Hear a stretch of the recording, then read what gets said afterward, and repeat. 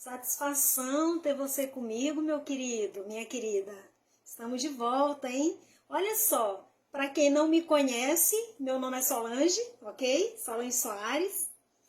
E nós estamos aí nessa vibe de vídeos, falando sobre livros diversos, todos referenciados ao serviço social, ok? Então, nós já falamos sobre um livro anteriormente, quem ainda não me viu, por favor, estou em várias plataformas, né? Que não convém agora ficar discriminando, porque eu posto em todas, né? Mas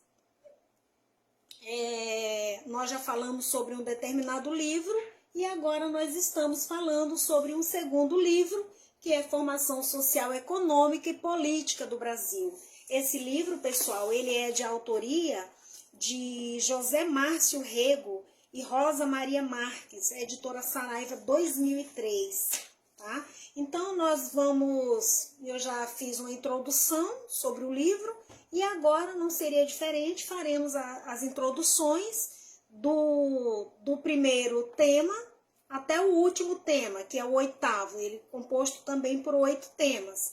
Então, no tema primeiro no tema primeiro aqui desse livro, nós veremos o seguinte, o que é que nós vamos ver aqui? Deixa eu ver aqui.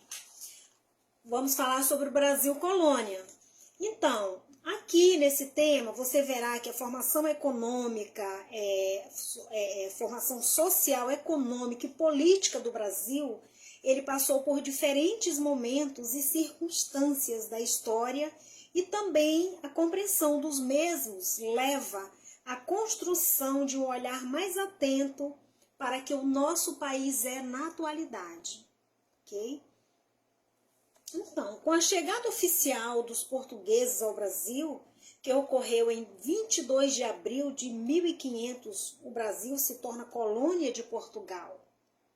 Nesta relação, então, denominada metrópole, portanto, a formação brasileira se iniciou com o chamado período colonial, no qual o papel brasileiro era o de fornecer riquezas à coroa portuguesa, tais como o famoso pau-brasil, e também a cana-de-açúcar, né? Sob o ponto de vista do pacto colonial, segundo o qual a metrópole desfrutava do exclusivismo comercial em relação às suas colônias, né? Em outras palavras, tudo que se produzisse em território brasileiro era destinado aos portugueses. A produção de cana na colônia foi inicialmente prejudicada com a não adaptação dos índios ao trabalho, tendo início o tráfico da África. Então, como os índios eles não conseguiram se adaptar ao trabalho escravo, que era um trabalho escravo, que os portugueses vieram ali, de fato, para escravizar ali, então, eles começaram a traficar os negros. E olha só, começaram a trazer os negros para o Brasil. Então, depois do açúcar, tem-se o ciclo do ouro no país. À medida que se enriquecia com o ouro, comprava-se mais escravos. Com a multiplicação de braços, né, muitos escravos, muitos braços, muita mão para trabalhar de forma escrava, né? Com a multiplicação dos braços, ocorria a multiplicação de lucros e com isso o sistema escravocrata se fortalecia cada vez mais. Mesmo com a pressão metropolitana sobre a economia da colônia e as transferências volumosas de ouro para Portugal, o Brasil continuou crescendo. Mesmo dando muito lucro para Portugal, Brasil é potente, viu?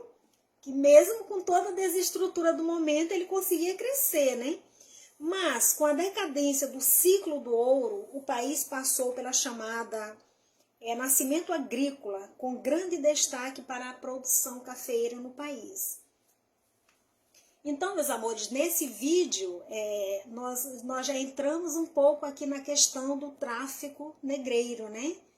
E aí, nos vídeos seguintes, nós iremos destrinchar tudinho sobre esse assunto. É muito interessante, pessoal. Fica comigo e aí você estará capacitado, né, para romper, para ter toda uma estrutura de conversar com alguém sobre esse assunto. Porque aqui eu já trago tudo tão discriminadinho, tudo tão certinho. Então, pessoal, muito obrigada. Olha, compartilhe. Se inscreva para você não perder nada. Temos muita coisa ainda para trazer. Livros incríveis, hein? Se você não se inscrever, você vai perder. Um beijo. Obrigada.